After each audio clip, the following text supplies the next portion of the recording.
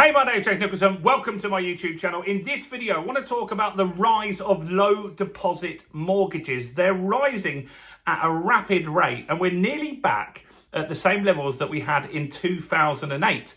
Now, if you know what happened in 2008, you might be thinking, this is a bad thing. Maybe this is the start of the next credit crunch. Well, in this video, we're going to talk about exactly how many low deposit mortgages there are, what percentage of all the deals that you could get is that on the market, and should we be worried about this stuff? Because after all, in 2008 or prior to that, it was pretty easy to get a mortgage, but now it's a lot stricter. So are people overreacting to old historic data? And is this going to be all right? Well, let's talk about that and more in this video. And if you're new around here and you haven't done already, do make sure you subscribe to the channel over there and hit that bell notification. We're on the way to 50,000 subscribers. And by subscribing, you'll get all the latest house price news, interest rate news, property investing news, and much, much more. Let's also get some views on this video. Your part simple. All you need to do is smash like, tickle like, do something to the like button. That really helps with the YouTube algorithm, and that really has helped the channel grow. So thanks to everyone that does that. So I started investing myself in 1999. I bought a little studio flat in Dorking, literally a stone throw away from here. And that property was the first property that I lived in. I bought it as a residential property. And back then, maybe you recall, I worked in Burger King. So I was a Burger King manager at 18 years old.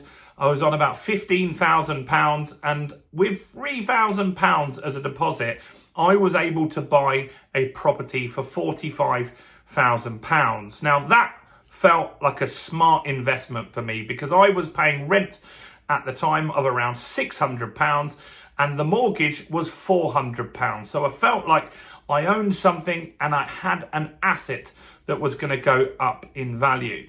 Now, a few years later, I left Burger King and I started working in IT recruitment. And if you recall, maybe you're old enough, do you remember the Y2K bug? So I worked in IT recruitment just after everybody got rich off the Y2K bug because they had the belief at the time that banks were going to be spitting money into the streets, that all the computers were going to stop and everything was going to come to an end. So working in IT recruitment prior to 1999 was very lucrative because there wasn't enough contractors and companies were desperate to get people in. So I was surrounded by people that were earning a lot of money. Unfortunately, I timed it a few years too late to get that really high income. But they were talking about what to spend their money on and investments. And lots of people were investing in stocks and shares. I remember we had a company called Lucent that was one of our biggest clients, and someone was making a fortune on that. So they invested loads of money in stocks and shares. Ultimately, that company went bust. I invested in some stocks and shares on Telewest. That went really badly. And Weatherspoons that just never changed in value at all.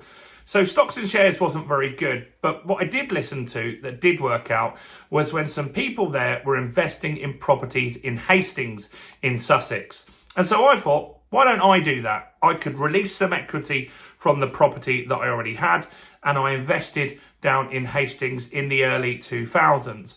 Now, I recall when I went into the estate agent back then, they always told every person that came from out of town that Brighton University was going to expand and a train line to London was going to be installed very soon, and Hastings was going to be the boom town. But it wasn't quite that way. So eventually, I bought some more properties there, and then the 2008 crash happened. Now, prior to that, it was very easy to get money. You went to your broker and the broker asked you how much that you earned. You didn't have to prove that, and it was on something called a self-cert mortgage. Now, you also had mortgages back then where you could get 100% of the value of the property. So I'm saying, let's say you bought a property for 100 grand, they would lend you 100 grand, then they'd also lend you a separate loan for £10,000, and you could use that in order to refurbish the property and add value. Ultimately, people use that to buy cars and go on fancy holidays. So they had 110% borrowing, which wasn't very smart. And that's what caused the credit crunch. the fact that money was just getting thrown at people. Cards, credit cards. I had friends that would balance transfer all their cards at the time, and it was just so easy to get credit. But since then, it's got significantly harder. So right now, if you get a mortgage or apply for a mortgage, you are checked really detailed. They will find out if you spend on betting sites. They will find out if you go to restaurants too much. They will look at your income and expenditure, not just your salary, and decide whether you are fit for a mortgage. And so that's why I do think that these small deposits have some risk. So the risk is that if the market goes down, then you could get into negative equity. But I don't feel like the market's going to go down 25% or something that's going to cause major problems for people. Anyway, let's have a look at what lenders are doing at the moment. So this data is from MoneyFacts, who put this data together. And they are saying there are low deposit deals on the market now. There are 1,360 products available. That doesn't mean lenders. There's hundreds of lenders, but some of them have got multiple products that are low deposit. So what is a low deposit deal? Well, a low deposit deal is between 5% and 10% deposit. That's what they're looking at here. So it's not quite the 100% mortgages or 110% that you could get in 2008, but it's very close to the highest level ever. And interestingly, the highest ever was in 2008.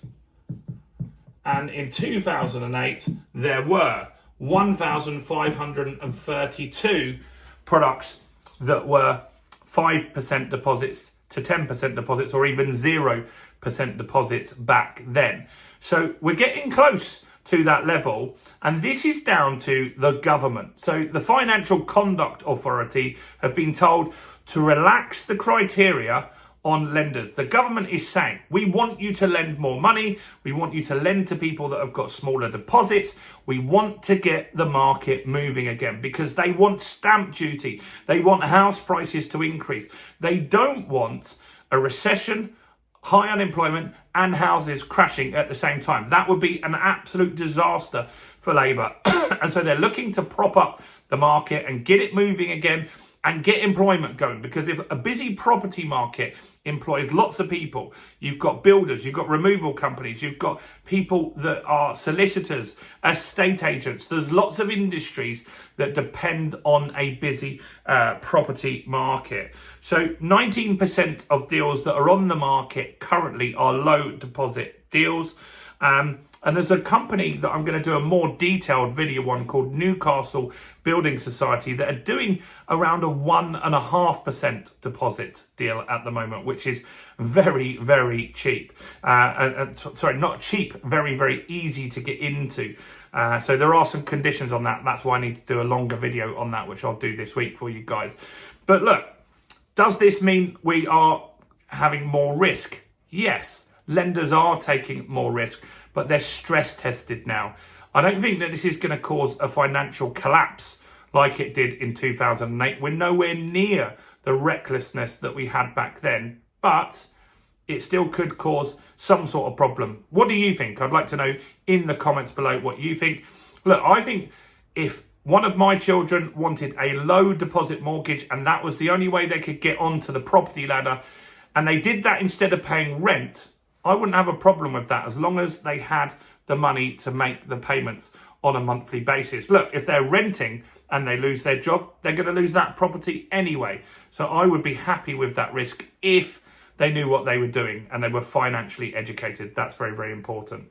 And last thing before you go, few more days left of the fundamentals of property investing. We've reduced the price to £20.